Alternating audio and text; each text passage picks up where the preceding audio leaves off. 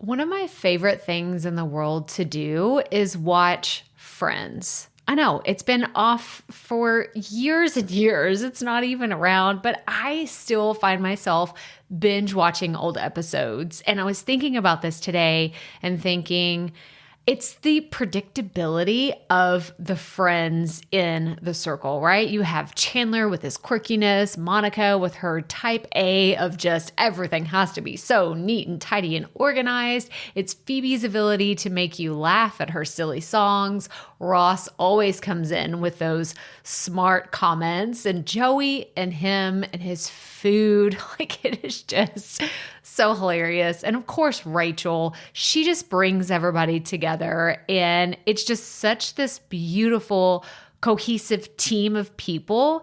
And it's why I wanted to come on and share with you today that I have an opportunity for you to find your friends in the content creation space. So if you are thinking about creating your first or your next digital course, I don't want you to miss this opportunity because Amy Porterfield just opened the doors for registration for her Course Confident Bootcamp. And I'm actually offering a special bonus for anyone that registers for the Course Confident Bootcamp through my special link. So I want you to go to crystalprofit.com/Amy-bootcamp to register.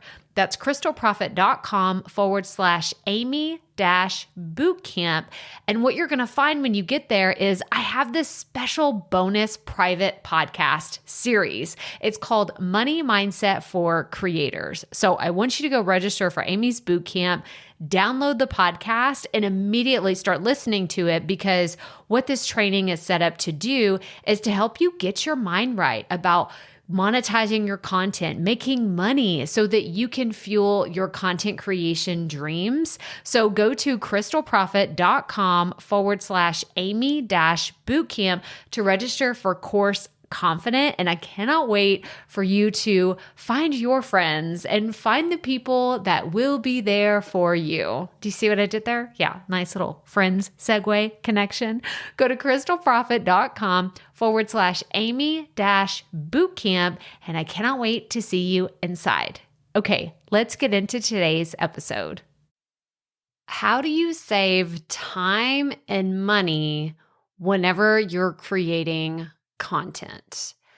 This is something that, for whatever reason, the idea popped into my head. I'm a runner. I like to run outside, and it's that time in Texas where we call it the running season, right? Because unlike other parts of the country where it may be, too cold in a specific time, or it's snowing and you're like, oh, it's kind of dangerous. Well, y'all, the summertime in Texas is dangerous to go running. And so basically the running season is anytime but summer. Like even getting into May through September, you got to be careful. Like I remember I almost had like a total it was so hot. It was 100 degrees. First of all, this was not a smart move. I do not recommend ever running if it's past like 95 degrees outside.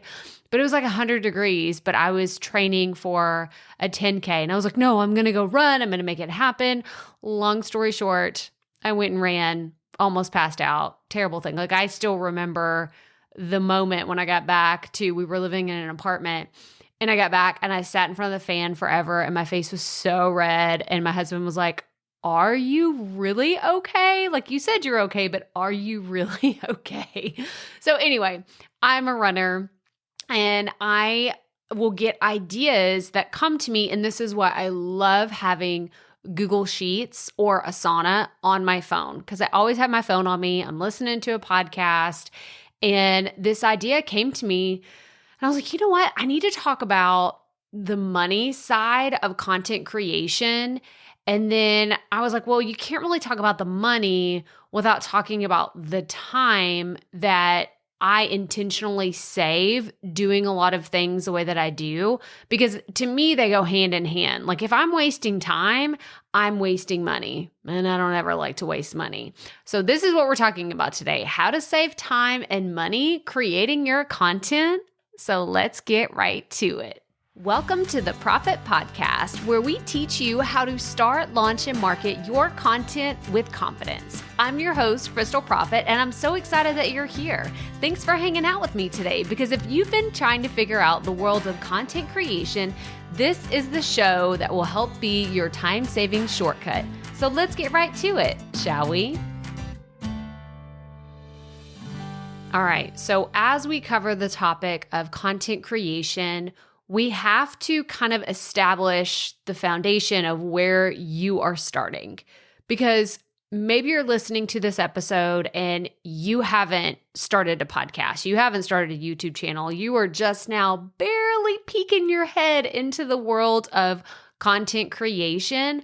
Well, this will absolutely find you at the right time, because maybe you can think about some of the things we're talking about today and either avoid some mistakes that I have made in the past. We'll talk about those. But I also just want you thinking about these things now before you ever get to a point where like, oh man, like this is a little overwhelming or I feel really lost. So that's where those of you that are just getting started, how this episode can help you. Now, for those of you that have been creating content, let's say for 6 to 12 months, this episode will really help you take a step back and do some evaluation of the systems you have in place, the processes that you're using, and the tools that you have already. And maybe you can look at, am I really using these things? Are they helping me? Are they saving me time? Are they saving me money? And so just plan to do a little bit of like that gut check. Oh, I don't really know if I need that thing anymore. Or that thing that I've been wondering, is it going to save me time or money? Like, yeah, it's a good idea to invest in that. So those are the two different places I know. Wherever you're listening, whenever you're listening to this episode, those are really the two camps that I see most people falling in. And then if you've been creating content for a long time, you're probably going to be nodding along and be like, I made that mistake too. Yeah, don't do that. So yeah, this is where I see everybody landing kind of on the spectrum. But I wanted to start with this first thought of simplifying. So, and I have no idea, I can't credit anybody with exactly who I first heard this idea from, but it's simplify to amplify. And I remember thinking, well, that's just too simple. What do you mean? What does that even mean, right? Simplify to amplify. Oh, okay. It sounds so easy for my high complex, like, throw all the fancy tools and gadgets and gizmos at me because I can figure them out and do all the things. Like I can take this, I can conquer this content creation world. Like this is the idea that I had when I first got started. It's what led to feeling very overwhelmed. It's what led to me getting in over my head more than once, multiple times, several bajillion times since I started this journey. But what I have realized, in order to simplify, I wanted to tell you kind of what that means for me. And one, it means that I don't need all the bells and whistles to get going. And I think that it's a combination of like the FOMO, like the fear of missing out, of doing all the big things right out of the gate, is where we feel that pressure, because we're looking, it's comparison. Let's just call a spade, right? It's comparison. We're saying, oh, I see that person's YouTube channel. I want to do that. Or I see how they're creating their podcast. I want to do that. That's great. I think aspirational goals are fantastic. But when they border into procrastinating because you're like, oh, I don't know which microphone to pick, and I don't know which camera I need to get, and I don't know, like, no, you're just procrastinating and you're comparing yourself. You are holding yourself back. You are the one standing in the way of your own success. And I'm here to tell you, you don't need all the bells and whistles to get going. And then the second part of that is, I want you to think small but reliable when it comes to your audio and video equipment. And when I say small, I don't actually mean like physically small. I mean small on your budget, like small money-wise, something that you're not saying, oh, I'm going to have to get a loan, or I'm going to have to put this on a credit card, or I'm just going to have to, I have to hope that one day I'll be able to pay this equipment off. No, y'all. Okay, time out real fast. I'm sure you've heard this before, but I'm going to tell you anyway because it is worth repeating. I got started on a $20 microphone that I got from Amazon for my podcast. I used a free audio software, Audacity, for the first 2 years of my podcast. And I recorded YouTube videos on my cell phone. Y'all, this is where I got started. I didn't even buy, I'm trying to remember when I bought my first webcam. I used the webcam on my laptop. It was awful. It was terrible. But I bought I think at the time it might have been a $50 webcam. Whenever I was like, okay, I'm going to get serious about this. I need to invest in a webcam. It was $50. So all in, when I got started creating content, it was about $70. And then I used all the free tools, all the free trials that I could get because that's the person that this is the type of consumer I am. Like discounts, those are cool, but throw me a free trial and you got a customer for life. Like, let's just be really honest. And so I want you to think of, where am I procrastinating and saying, oh, whenever I have this thing, that's when I'll take myself seriously, or that's when I'll start creating. Stop it. You're just procrastinating, or you're comparing yourself. And the other thing when you talk about when it comes to simplifying is I want you to audit your tools and your time. Now, what I mean by this is I want you to either go through your last billing cycle, maybe I'm recording this in March, so maybe look at February and look at all the bills that came through that you're paying for. If you're listening to this in the future, like look at the last 30 days. Which bills are you getting from software, products, and all the different things that you're investing in? And then for me, I always do a check of my books every single month. And then if I realize that I'm getting a charge, I don't care if it's a $5 charge, a $10 charge, a $50 charge, I always ask the question, have I been using this? Do I still need it? And if I have not used something in the last 90 days at maximum, it is gone. Sometimes it's the last 2 weeks. Sometimes it's the last 30 days, 60 days. Like it just kind of depends on which tool it is, whether I'm launching or I'm in the middle of a promotion and I need that tool for just a little bit. Like that is the only caveat to this, but I audit my tools constantly. And I want to, we're going to talk about saving money here in a second, but I do want to bring this up right here because I am all about investing in the tools that I know I'm going to need over the long haul. And if you're paying for something on a monthly basis, but you're like, I know I'm going to need this in 6 months, and I know I'm going to continue to use this for the next 12 months because I really love this tool, opt for the annual plan, y'all. Go for the annual plan. You're going to save time. You're going to save money, and you don't have to worry about whether your credit card's going to expire while it's done and your subscription gets screwed up because now they need a new credit card on file. I've been there. I've done it. It sucks whenever something on your website gets shut down because you didn't pay either the monthly payment because your credit card expired. Y'all, don't mess around with that kind of stuff. This ties in perfectly with saving you time and money. You could save so much time not going back and forth with all these companies if you just opt for the annual plan. Okay, there's that little extra bonus tip. We're not even talking about saving money yet, but there you go.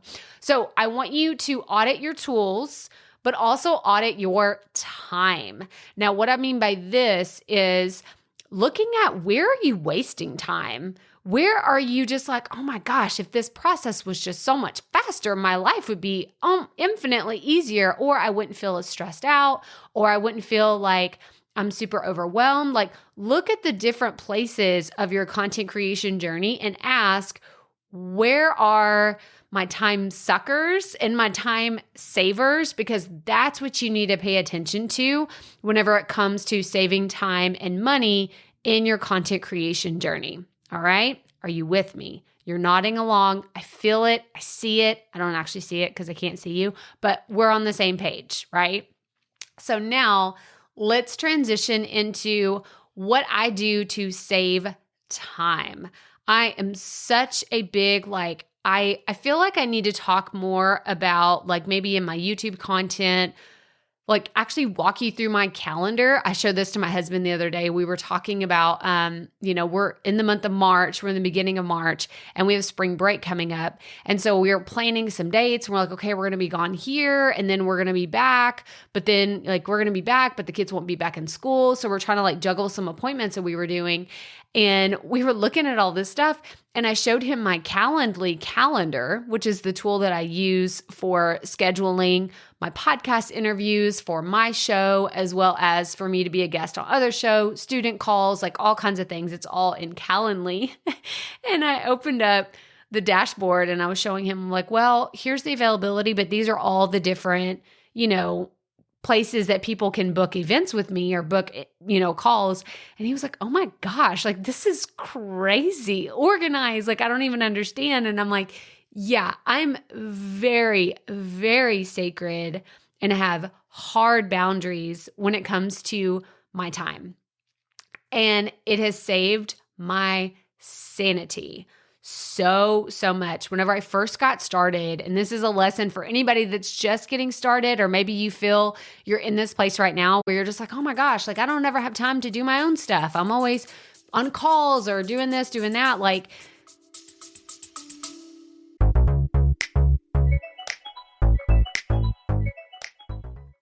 Being a woman in business comes with its own unique set of challenges, but also so many opportunities. We get ahead by leaning in to what makes us different from business as usual. I'm Samantha Hartley, host of Profitable Joyful Consulting, inviting you to a special 6-episode series exploring the experience of being a woman in business. You want to hear from women consultants who've hit $1 million, who sell 6-figure engagements, or who've broken their own revenue ceilings? Yeah, those are my clients, and they'll be sharing too. Join me for 6 must-listen episodes that tackle key challenges for women consultants. Follow Profitable Joyful Consulting on your favorite podcast app. Taking control of your calendar will change your life. It will absolutely change your life.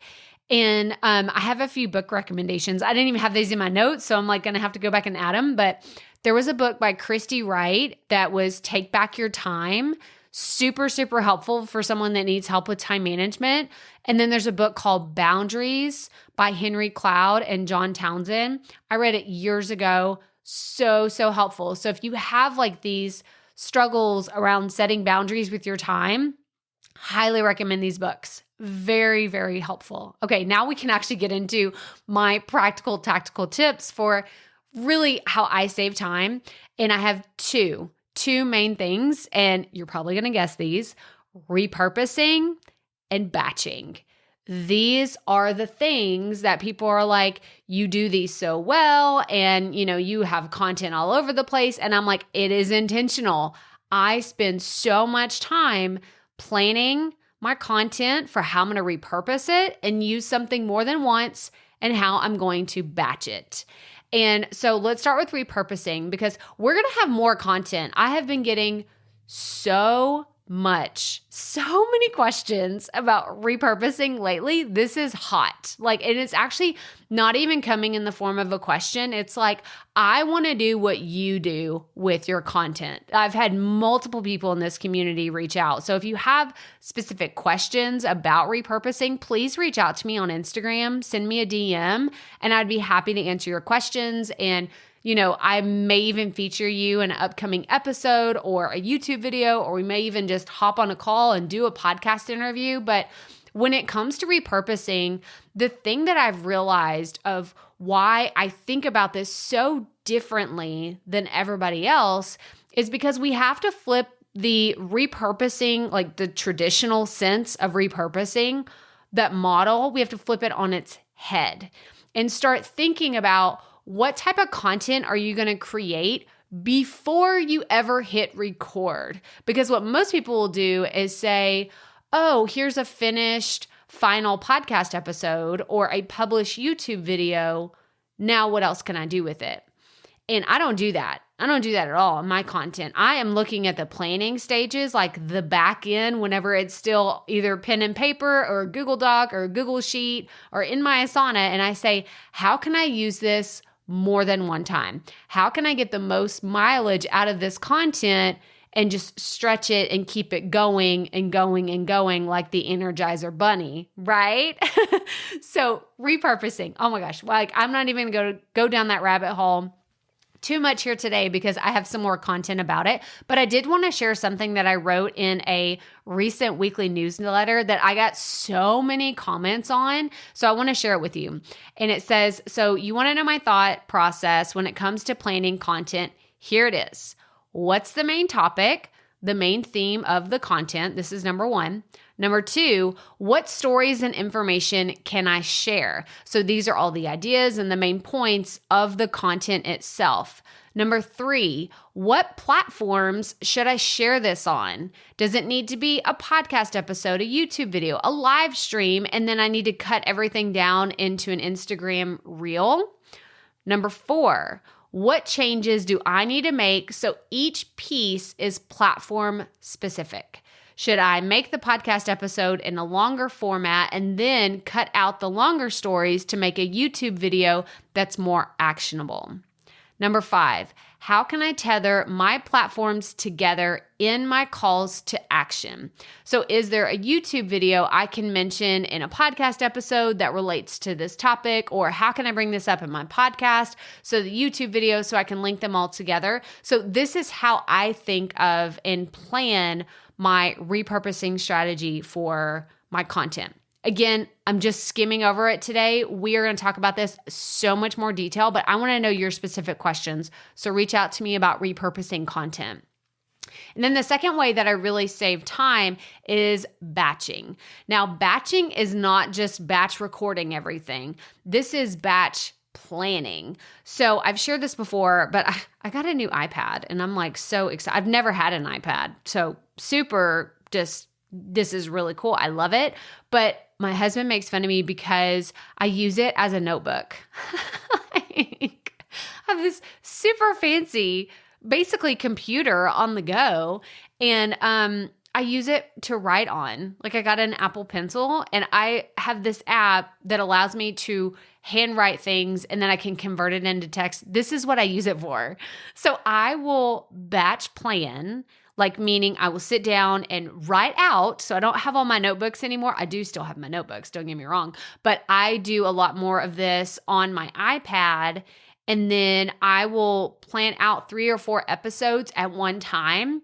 And then I will record those at one time. So it's like different tasks that I'm doing. I'm planning in one session, and then I'll record 2 or 3 episodes in a different session. And then I will edit at a different time. So I just know that batching is my sanity saver. 100%, like above repurposing. Like repurposing is cool and I love being able to put stuff in all the different platforms and do all the things. But if I could only pick one, it would be batching.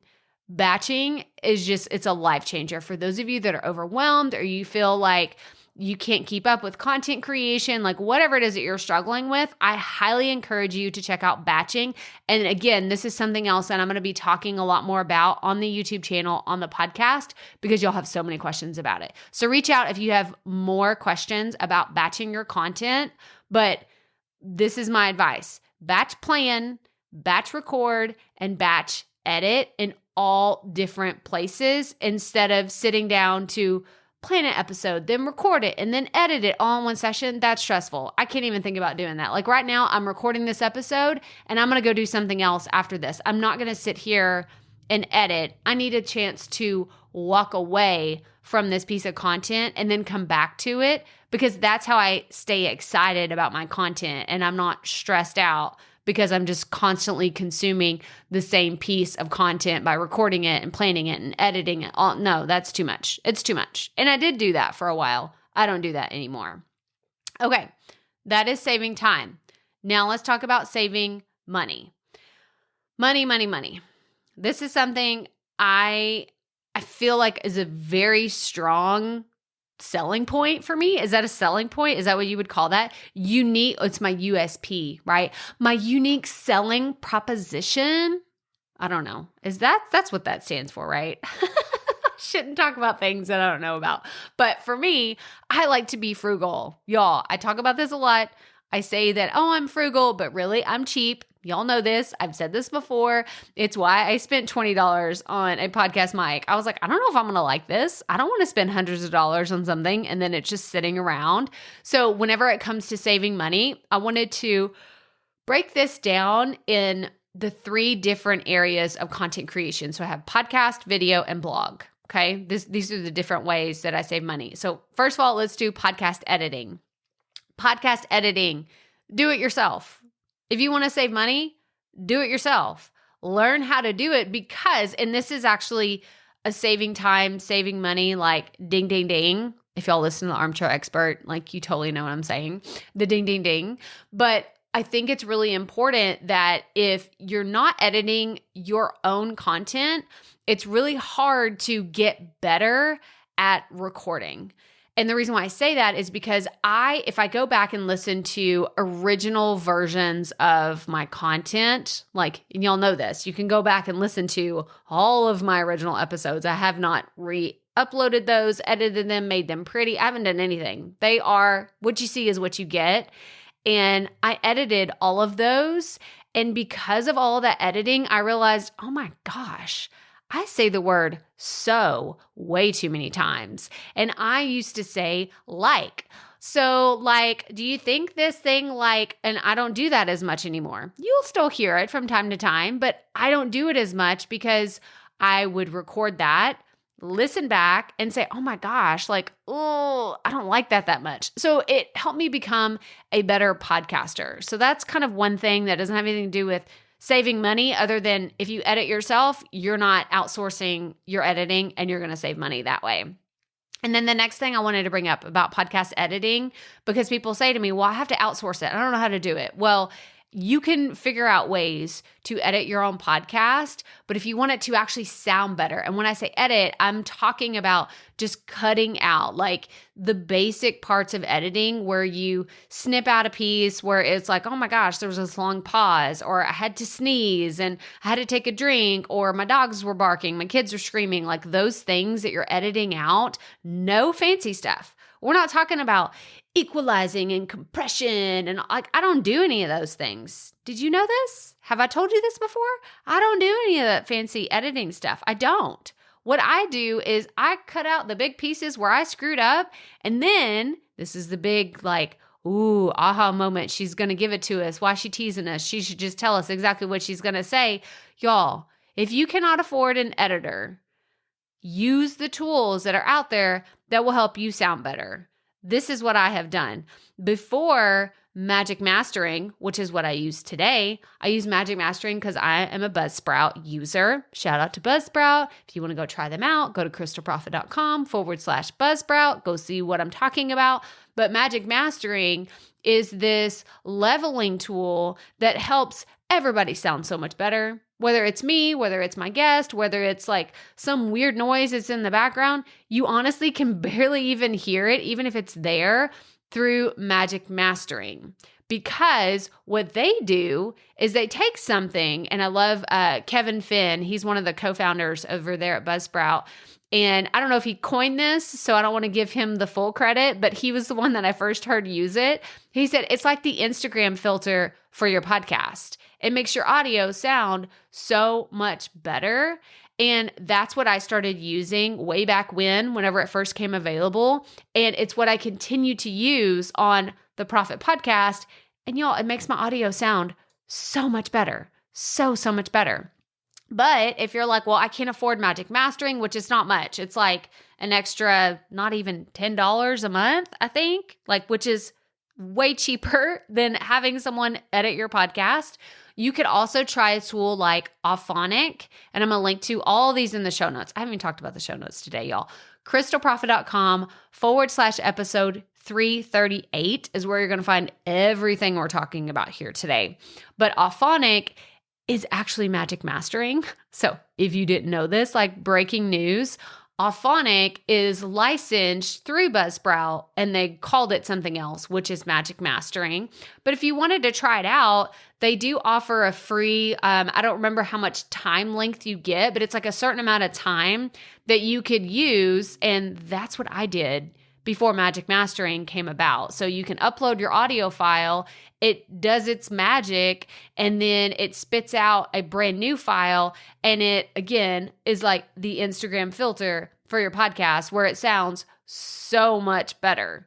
All right. So these are the options for you to save money with your podcast if you don't want to hire an editor. And then the last one that I have, the tool that I wanted to share with you about saving money, is Descript. Now, Descript is something that I don't use on a regular basis for my podcast. I get questions about it a lot. And so I'm going to be experimenting with it more, but it's not, I always tell y'all, like, I'm very upfront with you. I don't endorse products that I don't use on a regular basis, but I have used it enough to know that if you are someone that just, you want to do your own editing, you want to cut out like the ums and the long pauses, Descript is perfect for that. And it's, again, way cheaper than hiring someone to edit your podcast. So Descript, Auphonic, Magic Mastering, I'm going to link to all of this in the show notes for you to check it out. But let's move on to video editing. Actually, while we're here, let's talk about Descript as an audio editor and a video editor, because it does the same thing. So it does video and audio editing. I think it just depends on the plan that you get. It's a tool that I'm going to recommend for video editing as well. Again, I don't use this on a regular basis, and we're going to talk about what I use. But I really love the idea of being able to get really familiar with one specific tool that you love and you really understand it, you know it well, and you can use it for multiple things. That's why I recommend Descript. I think it's super, super cool. All right, but let's go back to video editing. So Camtasia, this is the tool that I use, and there's a few reasons. One, it's really simple. Two, I've used it for a long time. 3, it is a one-time purchase with yearly maintenance fees, meaning I paid, I think, like not even $200 for the initial software several years ago. And now I just pay like the maintenance fee if I want the latest updated version of the software, which is around like $50 a year. Y'all, this is like $200 or $300 over the last probably, let me see, I guess it might be close to like $350 over the last 3 years that I've been using it. And I love it because it's so simple. Now, I did use Adobe Premiere.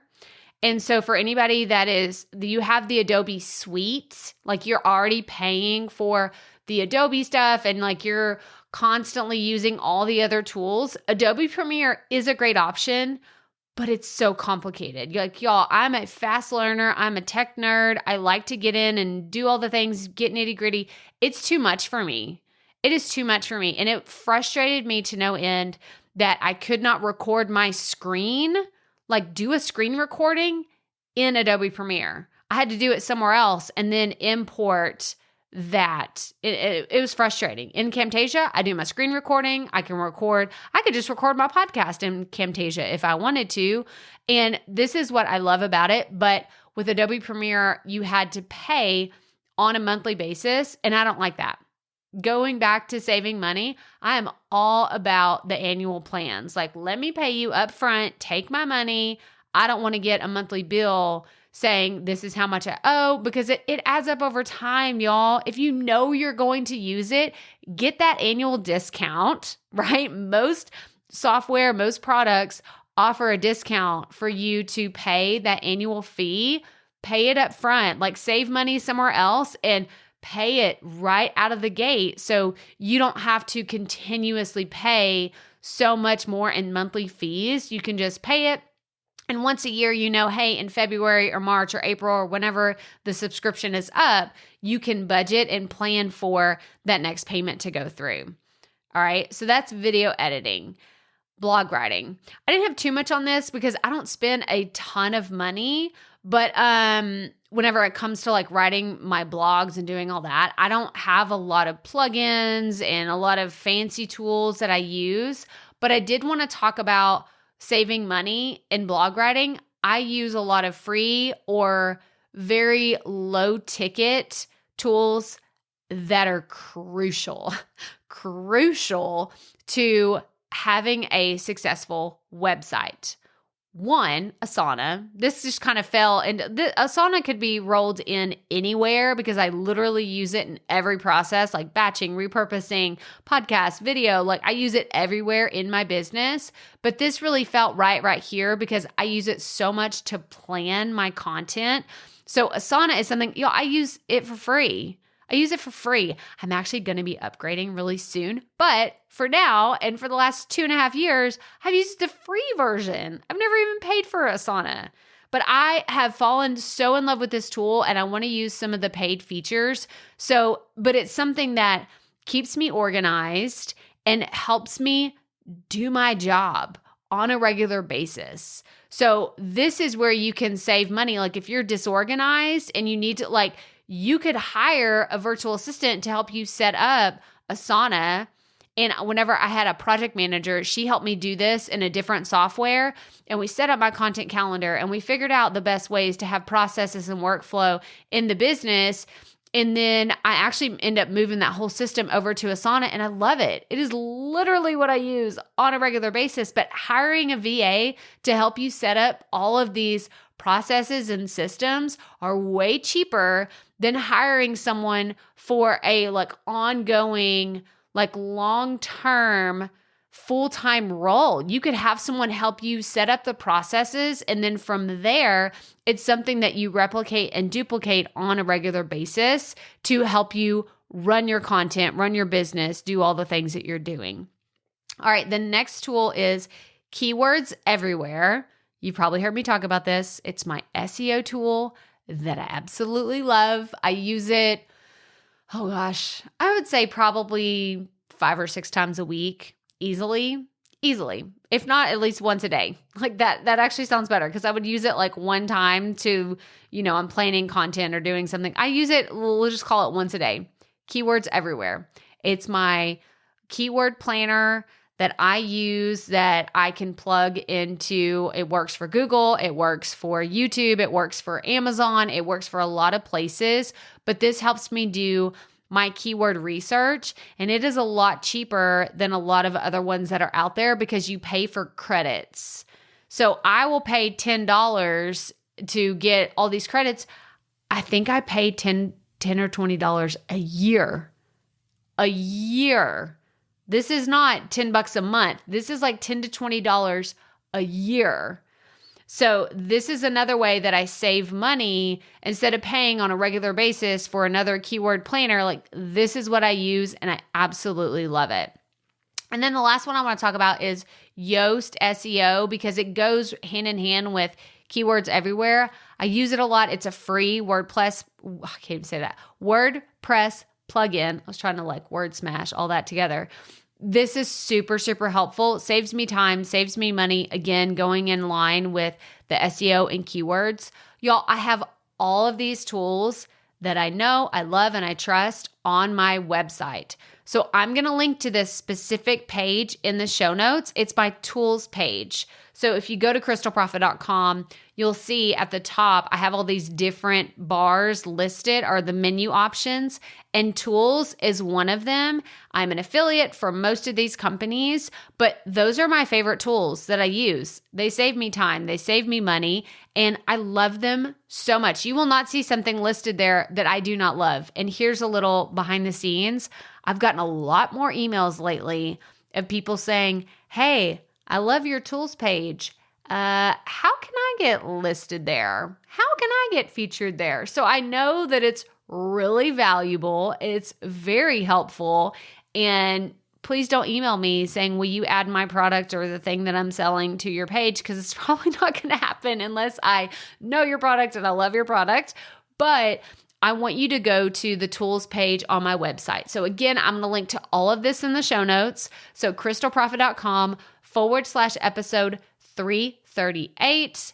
But that's all I have for you today. I hope that you take everything you learned here, you save some time, save some money, save your sanity, and you are able to create content with confidence, because that is what we are all about here. We are trying to set you up to be more confident. That way you feel more comfortable showing up in your content and you just keep creating. You don't get burned out. You don't feel stressed out. You are excited to come back to your content every week, every month, whenever you're producing your stuff. But I want you to stay consistent and I want you to do it with confidence. So one more time, crystalprofit.com/episode 338. But that's all I have for you today. So if you are brand new around here, what a doozy to be like. I'm so excited that you're here. Welcome to our content creator community, where you're going to find more information about content strategy, content repurposing, content batching, all these things that we talked about here today. There's going to be more of it coming in the future. So saddle up, buckle up, get your boots on, whatever that looks like. I just butchered every phrase you would ever hear here in Texas, but this is what you get. Okay. You get some authentic things around here. And I am just so excited that you listen. If you loved this episode today, I would love for you to take a screenshot and share it on social media. Tag me on Instagram and let me know your number one takeaway. And I would love it if you would subscribe or follow the show wherever you are listening, wherever you get your podcast. And as always, remember, keep it up. We all have to start somewhere.